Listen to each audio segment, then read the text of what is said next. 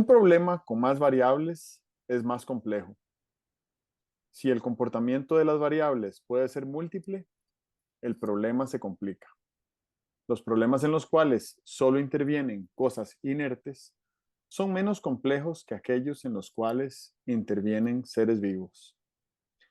¿Qué pasaría si aplicamos pensamiento simplista a un problema complejo? Buenos días, Álvaro Cedeño y Álvaro Cedeño les saludan en este episodio número 201 de Diálogos con Álvaro Cedeño. Esta es una conversación intergeneracional que toca temas como acción humana eficaz, espíritu emprendedor, transformación de conflictos y política pública.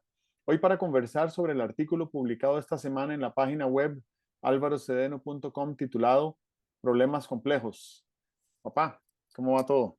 Muy bien, muy cerca ya de elecciones municipales, ¿verdad? Empezando febrero. Este año creíamos que venía un poquito más lento, pero viene a la misma velocidad del año pasado. Ujú. Lo Esa es cual una, para algunos es relativamente menos importante que para otros. Depende de la expectativa de vida de cada uno, ¿verdad? Supongo que un chiquillo de 5 años sigue sintiendo que el tiempo dura mucho. yo recuerdo algo de tu mamá y es que ella todos los años sentía que el tiempo pasaba más rápido, Ajá. ¿sí? Y creo que cuando uno es niño siente que el tiempo pasa lento y que si a uno le dicen, como me decías, ¿verdad? Que dentro de 8 años, cuando entres a la universidad, y yo sentía que faltaba una eternidad para eso. Ajá. Y ahora sé que 8 años se van muy rápido. Teníamos un profesor de botánica en el colegio, José Joaquín Leitón, José Joaquín Leitón, y daba botánica en segundo año y nos daba eh, geología y mineralogía en cuarto año o en quinto año, ¿verdad? Y cuando estábamos en segundo año, ahí todos jovencitos, llenos de temor con el inicio del segundo año, decía, bueno, vamos a empezar a hablar de botánica.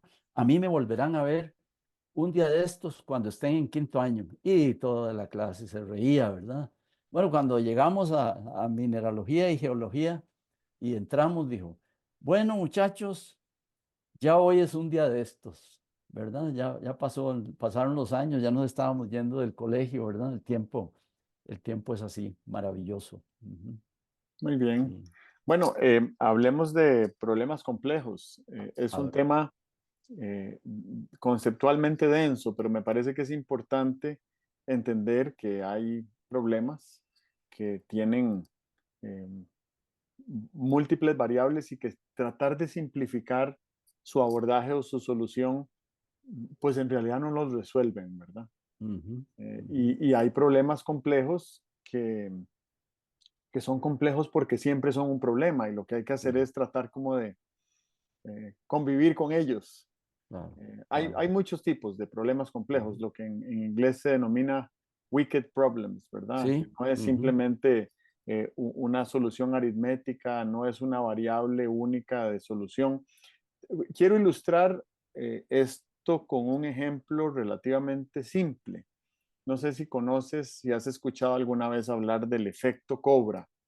Cuando el Imperio Británico ocupaba la India, mm, una de las preocupaciones que tenían era que en todo el territorio de la India había muchísimas serpientes, sobre todo de las cobras, ¿verdad? Que son ajá, sí. agresivas y venenosas e intimidantes. Y entonces ellos decidieron, para tratar de reducir la población de cobras, crearon el incentivo de decirle a la población local que por cada piel de cobra que trajeran, por cada cobra muerta que trajeran, les iban a pagar ahí un dinero, ¿verdad? Sí, Unos centavos. ajá, Y la población de la India era una población sumamente pobre y lo sí. que hizo este incentivo fue que estimuló que las personas produjeran, cultivaran cobras y las Ah, reprodujeran. ve qué interesante. Entonces empezaron a llegar con una cantidad enorme de cobras hasta que se dio cuenta el Imperio Británico que las cobras estaban siendo reproducidas Claro, doméstica porque esa era una forma de ingreso de las personas. O sea, el incentivo se convirtió en un incentivo para reproducir más de lo que querían eliminar los británicos. ay, qué interesante. Y entonces lo que los británicos hicieron fue que quitaron el incentivo. ¿Y qué Ajá. hicieron los indios? Liberaron las cobras. Entonces, el problema que existía, Claro, que querían eliminar, lo hicieron más grande con el sí, incentivo. sí, sí, sí. Qué maravilloso ejemplo, ¿verdad? Un maravilloso el ejemplo. Sí, yo una vez tuve relación con la gestión de una finca ganadera donde había un incentivo por eh, eh, terciopelo casada, ¿verdad? Entonces llevaban la cabeza de la terciopelo y se les pagaba ahí una platilla. Pero creo que no se les ocurrió criar terciopelos en cautiverio. Qué bueno, qué buena idea, ¿verdad? Pues mira, sobre, sobre complejidad de los problemas, es bien interesante que uno cuando habla de complejidad a veces piensa en dificultad y no, complejidad no es dificultad, ¿verdad? Eh, yo creo que el sistema planetario es complejo, ¿verdad? Pero uno no podría decir qué difícil que es el funcionamiento del sistema planetario, porque es expedito, maravilloso, armónico y tal, ¿verdad? Entonces, yo pensaba en el artículo en un ejemplo. Primero, ¿qué es lo que va haciendo los problemas complejos, verdad? Me parece que los problemas de naturaleza o de materia inerte tienen un nivel de complejidad, ¿verdad? ¿Qué quiere decir un problema de materia inerte? Bueno, si tienes que hacer un muro de, de- de piedra, pues eso debe ser difícil, ¿verdad? Pero no es complejo. Ya sabes que la solución es conseguir un montón de piedras y irlas poniendo adecuadamente una encima de otra. La naturaleza de ese asunto, de ese problema, es inerte, entonces no llega a ser complejo. La naturaleza se complica cuando la materia es materia viva. Imagínate, en un libro del que te estaba hablando antes de cámaras, de McKinsey, sobre solución de problemas, tocan el tema de cómo proteger la población de salmones en la costa pacífica norte de los Estados Unidos. Y entonces ahí la materia ya no es inerte, la materia es materia viva. Y entonces operan todos esos problemas de reproducción, de ecosistemas, de pesca ilegal, etcétera. Ya el asunto no es materia inerte, sino que es materia viva. La materia viva es más compleja que la materia inerte. Donde las cosas, me parece a mí, que se ponen más complejas es cuando entramos con el tema de la materia pensante, ¿verdad? Fíjate que el efecto Cobra, que no lo conocía yo y es maravilloso, ¿verdad? Eh, el efecto Cobra es un producto de la materia con la que estás trabajando el problema, porque ahí no estás trabajando con materia viva simplemente.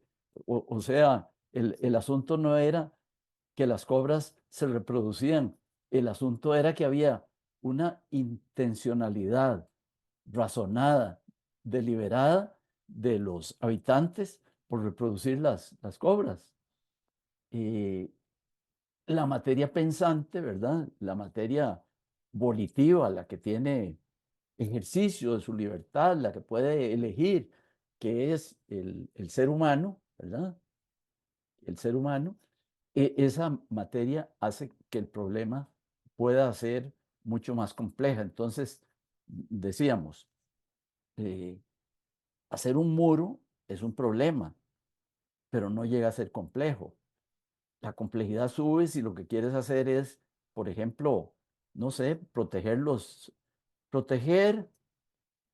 la corvina en el Golfo de Nicoya, ¿verdad? Ahí ya el problema es complejo.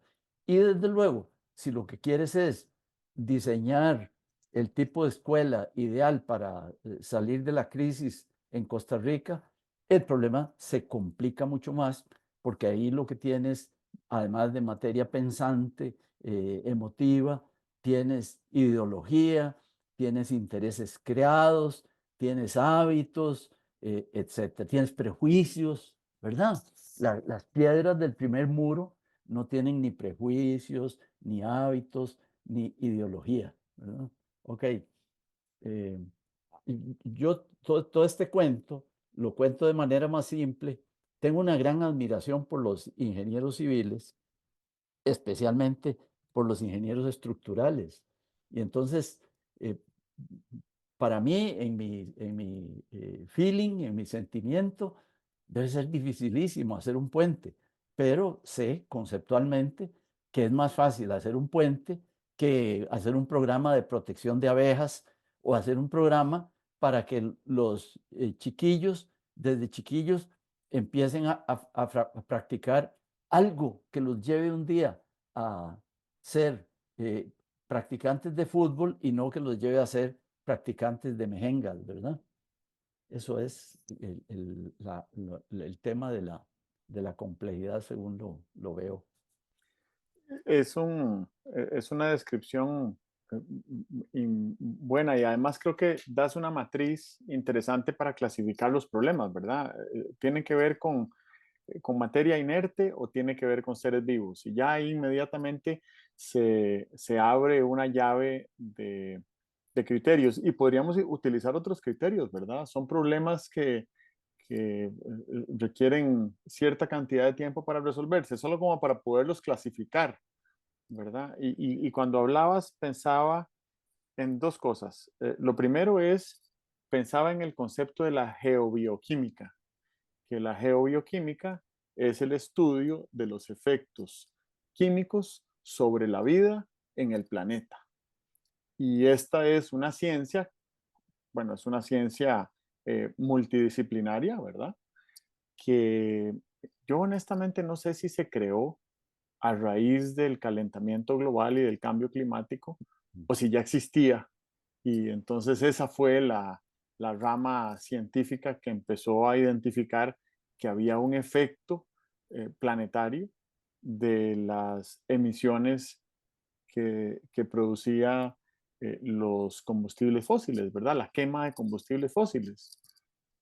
Pero la geobioquímica es tan compleja que ha logrado estudiar unos patrones de emisiones de gas carbónico a nivel planetario que son naturales, ¿verdad? Son naturales, quiero decir lo siguiente, eh, sobre todo en zonas australes y boreales, ¿verdad? Fuera de la franja tropical del planeta, los bosques florecen en primavera y, y se deshojan en otoño, y al deshojarse los bosques, esas hojas que caen liberan una enorme cantidad de carbono, y esa es una liberación de carbono natural, ¿verdad? Y además muy masiva. Los volcanes emiten también cantidades impresionantes de carbono y de otros gases que hoy sabemos que tienen efecto invernadero o efecto geobioquímico. Hay unas grietas en el fondo marino de donde sale gas, y ese gas también es un gas carbónico que emerge a la superficie y se acumula en la atmósfera. Entonces, desde millones de años atrás, ha habido una cantidad de partículas carbónicas por millón de unidades en la atmósfera, alrededor de 180 partículas por millón, ¿verdad? Podemos vivir, no, la vida necesita que haya esa cantidad de carbono en la atmósfera, pero cuando el efecto humano produce más que ese carbono anualmente en el planeta, ese carbono se va acumulando en la atmósfera y esa acumulación en la atmósfera va teniendo efectos sobre toda la vida en el planeta, ¿verdad? La vida nos referimos al agua, nos referimos a la fertilidad de la tierra, nos referimos a las especies, a todas las especies que existen, ¿verdad? No es simplemente un asunto que afecte al ser humano. Eh, Y, y eso me parece que es un problema complejo, porque tenemos 250 años emitiendo gas Claro. carbónico por actividad humana Ujú.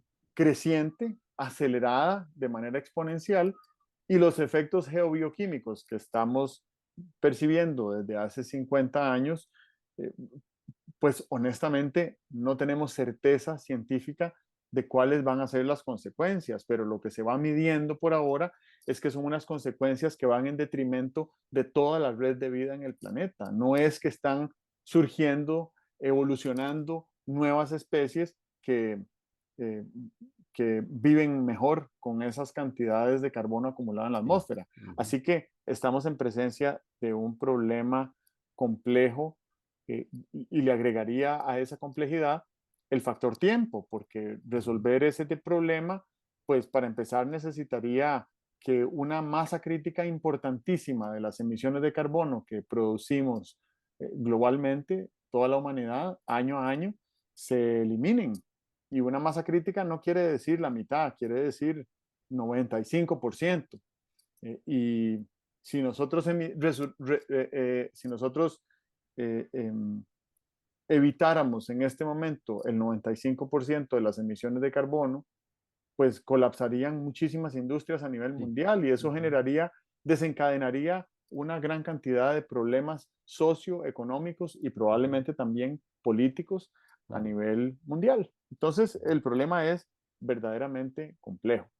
Lo segundo que pienso es que Einstein eh, decía que la definición de la locura para él era tratar de resolver problemas pensando de la misma forma como pensábamos cuando caímos en ellos. Ujú.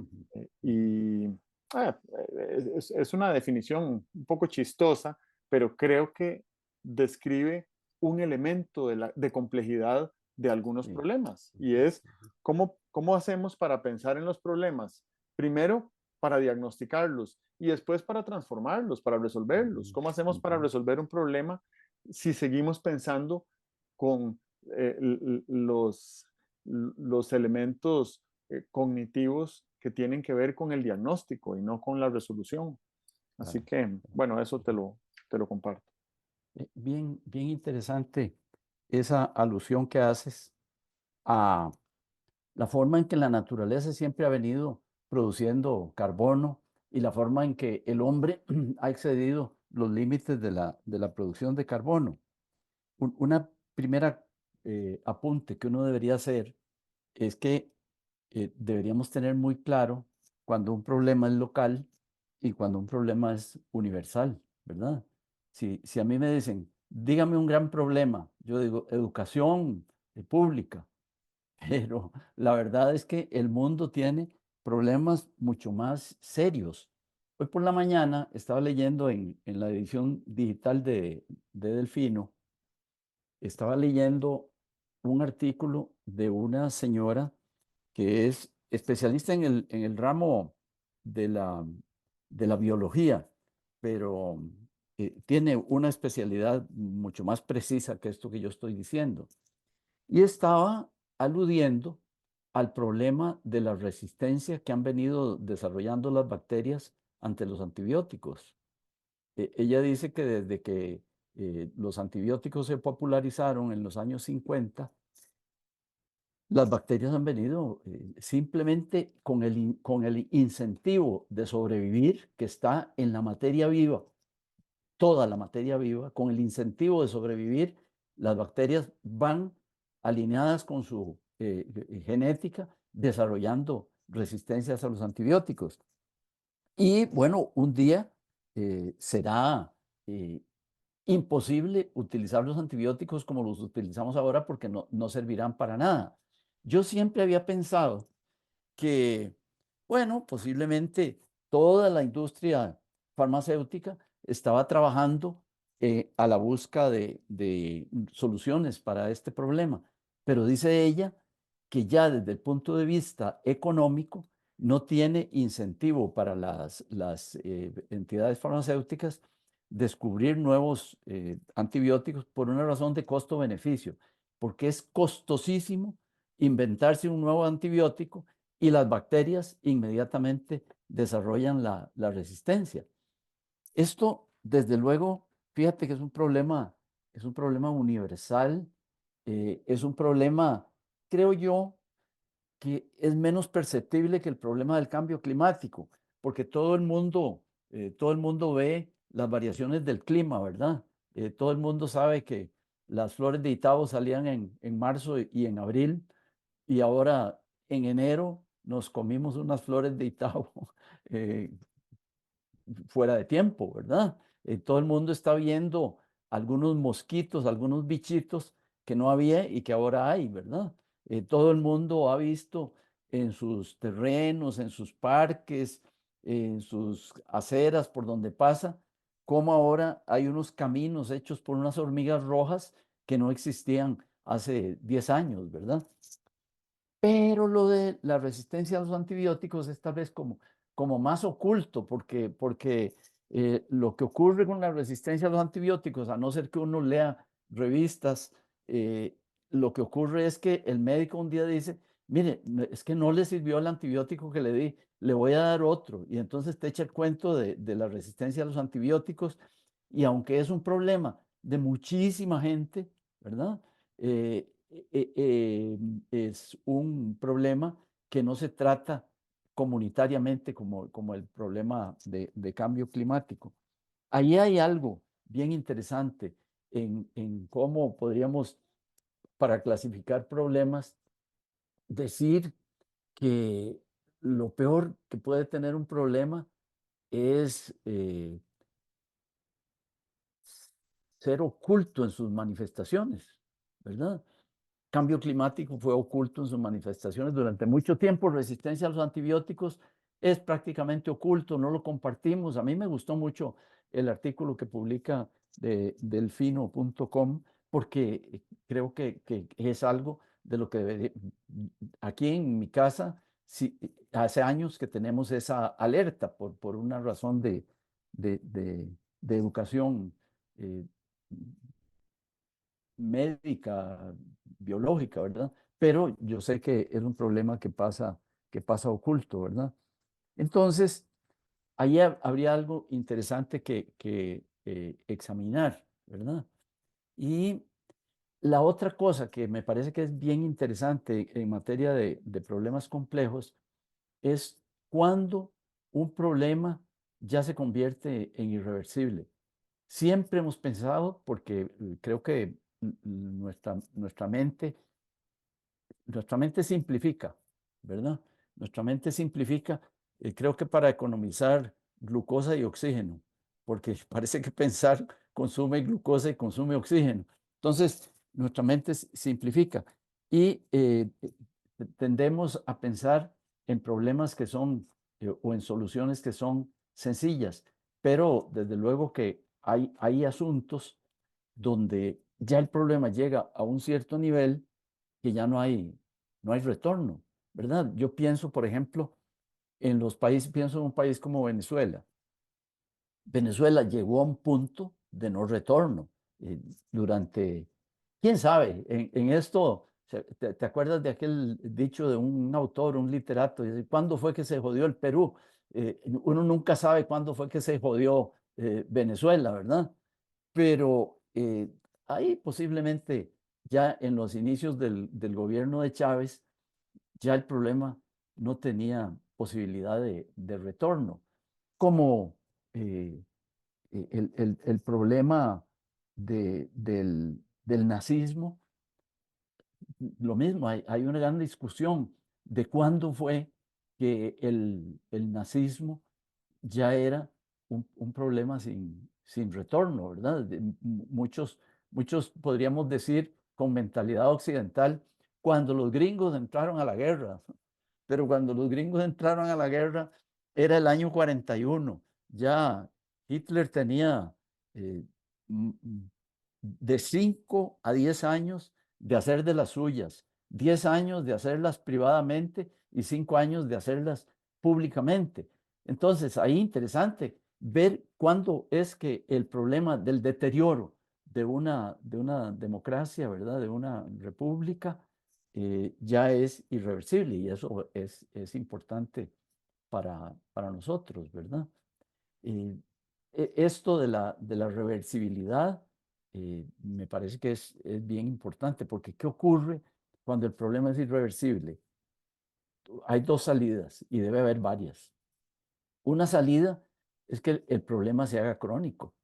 La, la guerra en Líbano se llegó a ser un problema crónico, ¿verdad? La guerra en los Balcanes también se llegó a ser un problema crónico. Hay una, una novelita, hay una novelita donde narraban que dice, bueno, este, teníamos que ir a comprar pan, pero ahora había un tiroteo muy fuerte. Estábamos esperando a que el tiroteo se atenuara, porque ya sabemos que después del tiroteo vienen unas horas de calma. Entonces es que vamos a ir a comprar el pan. Bueno, ahí el problema de la beligerancia de las partes de la guerra se convirtió en un problema crónico y había que aprender a vivir con él, ¿verdad? Cuando el problema no se hace crónico y no aprendemos a vivir con él, pues se convierte en un caos, ¿verdad? Y entonces ya es otra cosa, ya no puedes vivir en un caos, no puedes vivir. Eh, Eso interesante de problemas que pasan el punto de no retorno. Muy interesante la conversación, de verdad que me hace pensar en problemas como, por ejemplo, vamos a ver, fenómenos, para no llamarle problemas. La resiliencia, que es esa capacidad que tiene la vida de florecer. No es voluntario, ¿verdad? Está programado en el ADN de los seres vivos querer vivir. Ningún ser vivo tiene programado querer morir. ¿No?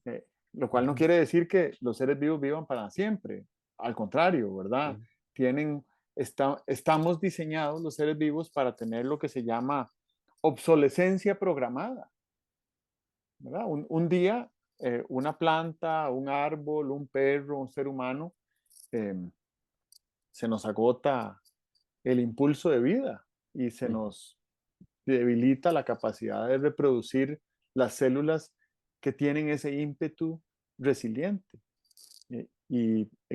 Con este concepto de resiliencia en mente, si hiciéramos un estudio de problemas complejos a nuestro alrededor, encontraríamos problemas de plagas, ¿verdad? Encontraríamos problemas de mutación de bacterias, como dijiste, que tienen que ver con eso. Las bacterias también quieren vivir sí, y le estamos dando una sustancia muy potente para aniquilarlas y lo que hacen es que se adaptan. claro. Ujú. Y eso a mí me parece una belleza, Sí, señor, es una belleza. la capacidad resiliente que tiene la vida, pero es un problema, ¿verdad? Y el problema va mucho más allá. No sé si el artículo que citaste se refiere a consecuencias ecológicas que han sido identificadas por acumulaciones de residuos de antibióticos que fluyen del cuerpo humano a través de los sistemas sanitarios y se acumulan en algún cuerpo de agua y afectan microorganismos en ese cuerpo de agua para los cuales nunca se pretendió utilizar el antibiótico. Y eso Ujú. forma parte de ese problema. O sea, le estoy agregando factores de complejidad De al problema complejidad. complejo Ujú, ujú. que mencionaste. Otro problema complejo, fenómeno complejo, es el de la conciencia. Acabo de leer un artículo en Popular Mechanics, una revista bastante reputada con muchas décadas de circulación, donde dice que unos estudios científicos recientes de finales del año pasado eh, demuestran que un bebé desde unas semanas antes de nacer tiene conciencia de que es. Y ay, uno piensa que el bebé nace y no sabe ni dónde está, ni piensa, ni todo bien, no tiene conceptos para Sí. elaborar argumentos y Ujú, comunicarlos, todo bien, ujú, ujú, pero tiene conciencia ujú, de que ujú, es un ser vivo ujú, desde antes de nacer. ujú, Y eso, bueno, estamos empezando a rascar la superficie de una dimensión que hasta ahora solo la habíamos podido abordar desde el esoterismo, ¿verdad? Y desde las ciencias ocultas o como sea que se le llame a esas tendencias que tienen más que ver con creencias, astrología, que con ciencia metodológica, ¿verdad? ujú, Em, Vuelvo a retomar el tema de la geobioquímica, porque mencionaste lo de los antibióticos. eh, Me parece que hay unas sustancias que se llaman dioxinas, que son unos químicos muy difíciles de disolver o de descomponer, que también se acumulan en algunos ecosistemas y que tienen consecuencias muy nefastas para esos ecosistemas. Muchas de ellas derivan de la descomposición de los plásticos. Entonces, hoy en día hablamos del problema de plásticos como derivados del petróleo, hablamos de microplásticos, hablamos de plásticos de un solo uso. Sabemos que los plásticos son un problema. Y el problema de los plásticos, la manera más gráfica de visualizarlo, es que hay una isla de plástico que se ha venido pegando como basurero en medio del Océano Pacífico, ujú, ujú. que es 2 veces el tamaño de Texas. Ay, honestamente, yo no tengo cómo comparar qué significa 2 veces el tamaño de Texas, pero debe ser eso como 40 veces el tamaño de Costa Rica, ¿verdad? Es una masa de plástico densa que está junta, flotando en el mar, y la descomposición paulatina de esos plásticos que están ahí, que son basura que ha fluido de los ríos hacia los mares, eh, genera esas dioxinas que eh, matan el ecosistema alrededor, ¿verdad? Bueno, además de que no pasa la luz, entonces no hay fotosíntesis en las algas abajo. Es un problema muy complejo, ¿verdad? El de esa, el de ese basurero marino Ujú, ujú, que hemos creado en el Océano Pacífico. Em, Pienso también en todos los elementos de la economía global. Pensemos en la economía global como todos los intercambios de bienes y servicios, eh, por dinero y también de manera no monetaria. Todo, todo el valor que le aportamos a otras personas o que intercambiamos con otras personas, yo te hago un favor a ti, tú me haces un favor a mí, eso tiene valor económico y eso forma parte de la economía global, aunque yo no te pagué a ti por tu favor ni tú me pagaste a mí por el mío. sí, La economía global es un invento humano. Fue diseñada por el ser humano. La forma como hoy en día intercambiamos bienes y ujú, servicios, claro. como producimos bienes y servicios, como descartamos bienes y servicios, eso fue inventado por nosotros. Y si Ujú, esos inventos o ese invento, digamos, de la economía global está teniendo efectos perniciosos para la red de vida en el planeta, pues me parece que lo lógico, lo digo como especie racional, lo lógico sería que reinventemos la economía global y que busquemos mecanismos de intercambiarnos bienes y servicios de una forma que tenga como efecto secundario la restauración de la biosfera y no el consumo ujú, ilimitado de la biosfera, ¿verdad? Ilimitado, no, irreversible de la biosfera. Y hablaste de puntos de no retorno, y creo que también se le pueden denominar como puntos de inflexión, y lo que me vino a la mente fueron los límites planetarios, que es un estudio de un instituto que se llama el Centro de Estocolmo de la, ¿cómo se llama? Se me olvidó, pero aquí lo vine a buscar porque me parece que es muy interesante.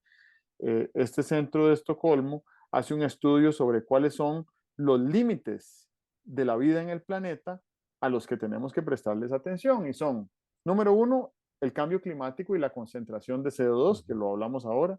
Número dos, la acidificación de los océanos, que en realidad los océanos se acidifican porque absorben CO2 y absorben una cantidad de CO2 tan inmensa que si no fuera por los océanos ya nos hubiéramos ahogado por el CO2 en la atmósfera. Pero la acidificación de los océanos también causa que sufra la flora y la fauna marinas. Número tres, el agotamiento del ozono en la estratosfera. Número cuatro, los flujos biogeoquímicos del ciclo del nitrógeno. Número 5, el uso global de agua potable.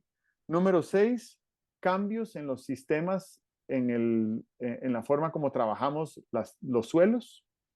Número 7, erosión en la integridad de la biosfera. Número 8, contaminación química. Y número 9, acumulación de aerosoles atmosféricos. De casualidad, habíamos hablado de varios de ellos en los primeros minutos del diálogo. Estos elementos, bueno, cada uno por separado es como para meterse debajo de las cobijas y dormirse hasta que se desaparezcan esos problemas, pero juntos son un problema complejo, como dijimos, por su extensión, por sus causas, por la dificultad de transformarlas, por el impacto prolongado que tienen a largo plazo y por lo dependiente que es la vida en el planeta, toda la vida en el planeta, en que esos límites planetarios pues, no alcancen esos puntos de irreversibilidad que hablabas, ¿verdad? Esos puntos de no retorno. Entonces lo dejo planteado como un problema complejo que ha sido muy bien estudiado y que se conoce muy poco, ¿verdad? Eh, yo creo que va siendo hora como de que digamos cosas que no deberíamos admitir en las soluciones o que no deberíamos buscar las soluciones de esa manera. Eh, Ahora, antes estaba pensando en Kenneth Boulding. Kenneth Boulding fue, yo no me acuerdo si es premio Nobel de Economía, pero escribió hace décadas un artículo que se llama eh, Teoría de Sistemas, el esqueleto de una ciencia. Y entonces decía que las ciencias actualmente, bueno, actualmente hace tantos años, ¿verdad? Que las ciencias eran como cubículos cerrados donde los científicos se hablaban entre ellos, entre los de la misma especialidad. Incluso tenía por ahí una frase muy gráfica, ¿verdad? Donde decía que encerrados en esos cubículos, los científicos balbucean entre ellos, porque con solo balbucear ya se entienden, pero que no había conexión entre los distintos cubículos de los distintos departamentos divisiones de la ciencia como para que se hablaran allí, porque el enfoque que debemos hacer, ahora en ese tiempo no se hablaba de problema complejo, el enfoque que deberíamos tener para abordar un problema complejo es multidisciplinario, lo cual no quiere decir que van a venir científicos de distintas especialidades a trabajar en el asunto. No, no, antes de que vengan, hablen del asunto. Eso que decías de ese instituto de Estocolmo, para producir esa lista de problemas de esa naturaleza, a mí me parece que se tienen que haber hablado científicos de distintas especialidades. Bueno, primero hagamos que los científicos hablen entre ellos para abordar estos problemas, porque lo que no deberíamos hacer es intentar la solución de estos problemas como si fueran problemas ¿cómo los llamábamos? De estructuras simples, ¿verdad? No podemos abordar estos problemas como se aborda el ruido de una rueda de tu bicicleta, Si lo oyes haciendo ruido, el ruido te sugiere que lo que hay que hacer es lubricarla. Y no, estos problemas, por ser tan complejos, no podemos dejar que el problema nos sugiera la solución. En Costa Rica, yo he oído ante un problema complejo como el de la seguridad, ¿verdad? El de la guerra entre los narcotraficantes, el narcotráfico y tal y cual, he oído que el problema se debería resolver a la Bukele, ¿verdad? A mí me parece que eso es escuchar el ruido que hace la rueda de la bicicleta y decir, hay que lubricarla, ¿verdad? Deberíamos tener la mente mucho más abierta para buscar soluciones sistémicas que estén un poco más a la altura de la complejidad del problema. Entonces, eh, creo que en una serie de problemas, yo lo he venido sosteniendo. En educación, a mí me parece que el asunto no es entrenen más a los maestros, mejoren la infraestructura de las escuelas, métanles más conectividad a las escuelas. No, es un problema más complejo, ¿verdad? Y ya para cerrar mi participación, quisiera eh, compartir qué es lo que yo creo que es el peor escenario para la solución de un problema complejo. Me parece que donde uno primero busca y a veces encuentra es en si los métodos son adecuados o no. Y entonces, si los métodos son inadecuados, ¿cómo vamos a resolver el problema? Pero yo he andado teniendo la preocupación de que algunos problemas, la falta de solución no es un problema de método. Me parece que hay problemas de los cuales nadie se siente responsable por su solución. ¿Quién es responsable de la solución del problema de transporte urbano?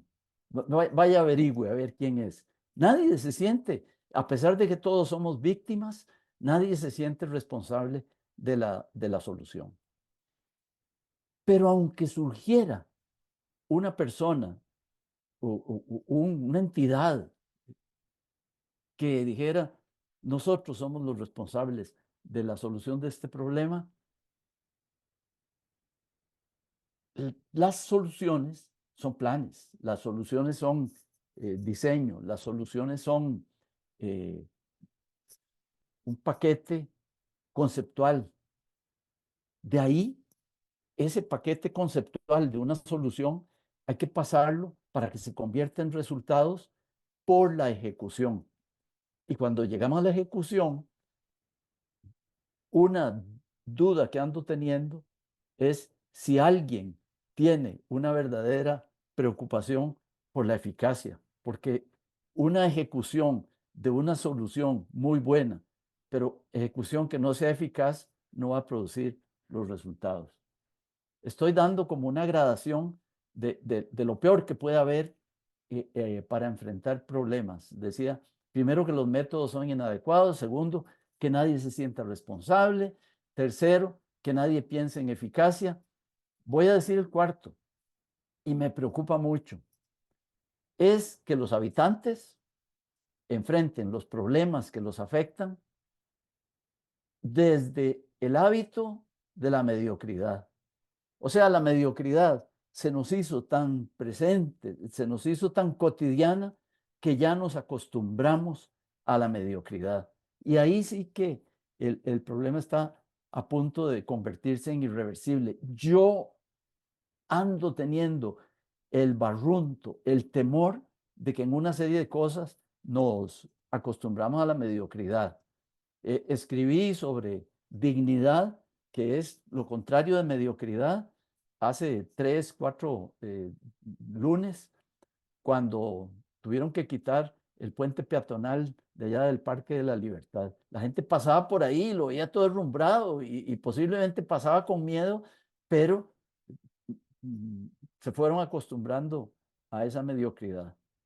Y lo peor, casi de manera humorística, la peor situación para enfrentar problemas es que eh, lo que estuviera ocurriendo es todos los puntos anteriores, all of the above, como dicen en los exámenes gringos, ¿verdad?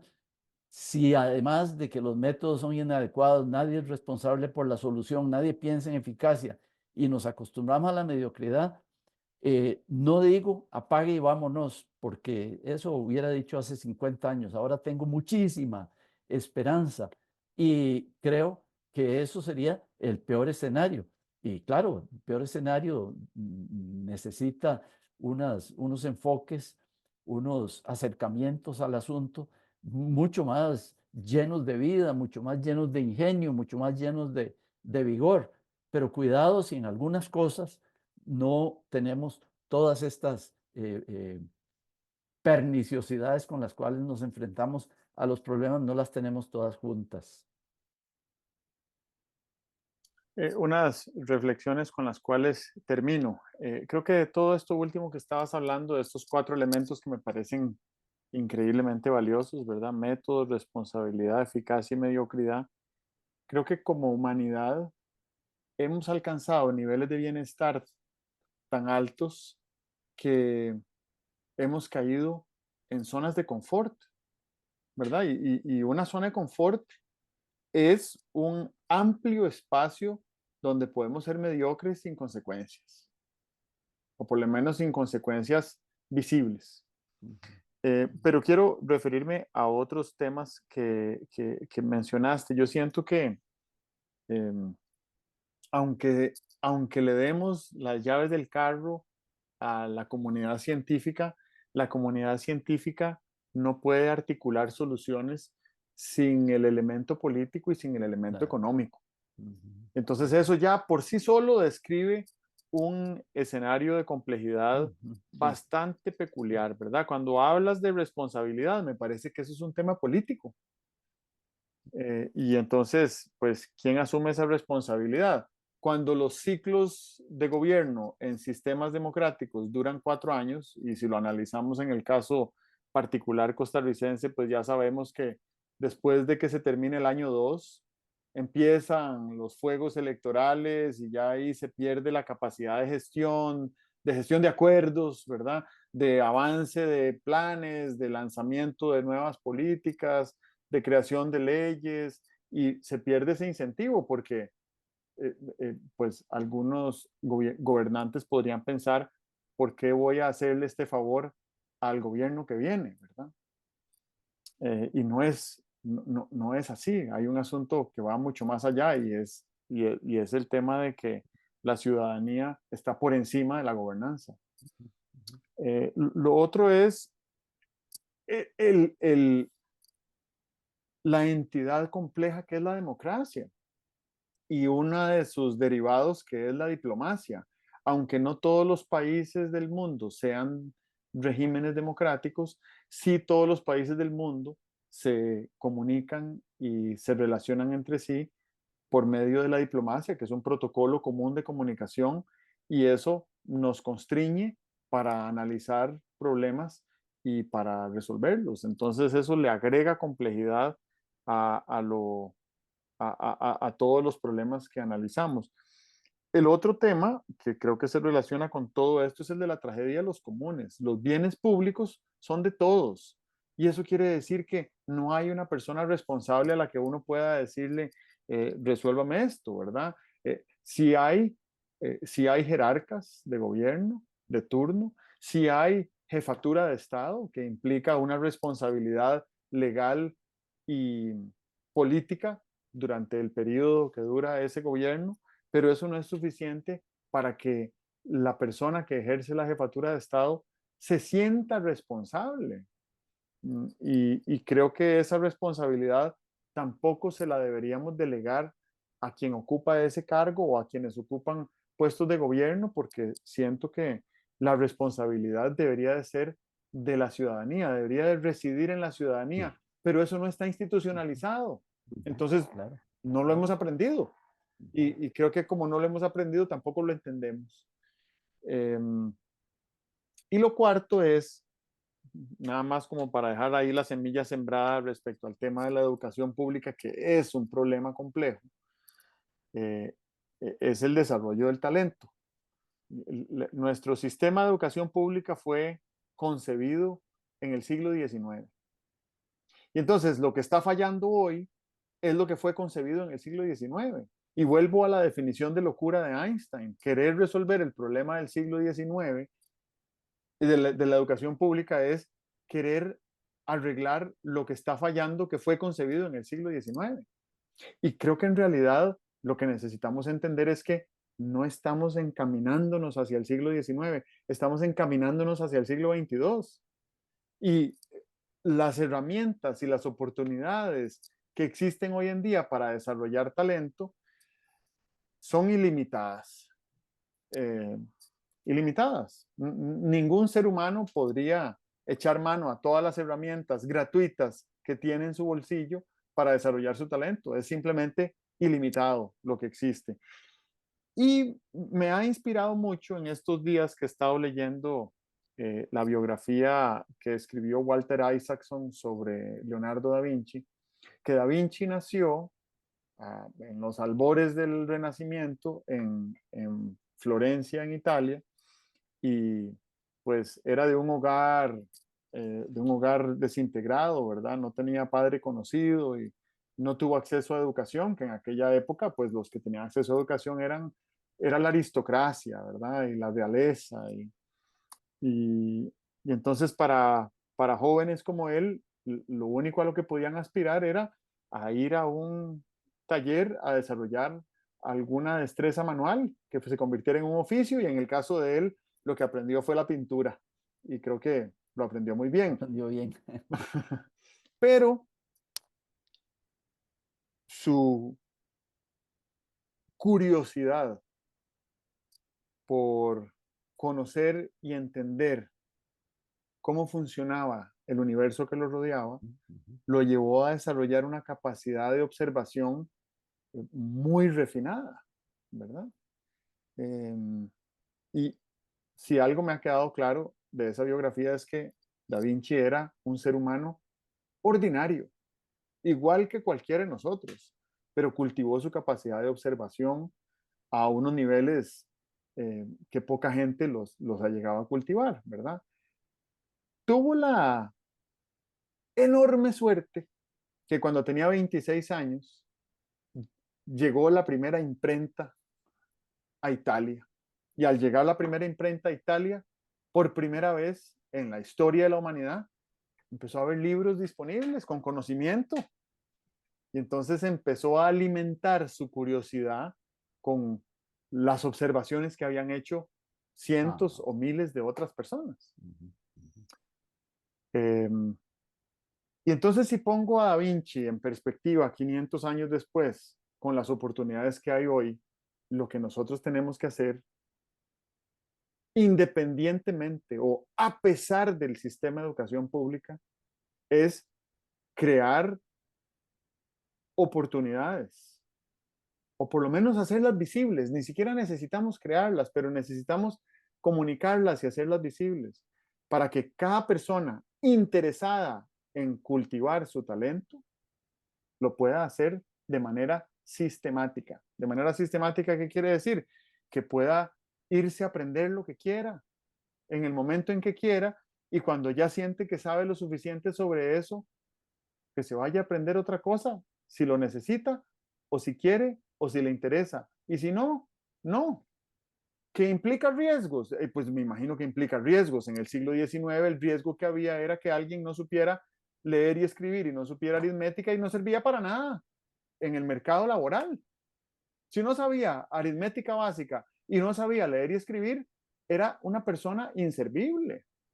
Y hoy en día ya no se puede afirmar lo mismo de una persona que no sepa aritmética básica y lectoescritura. Entonces no podemos seguir diagnosticando los problemas del siglo XIX como si estuviéramos en el siglo XIX.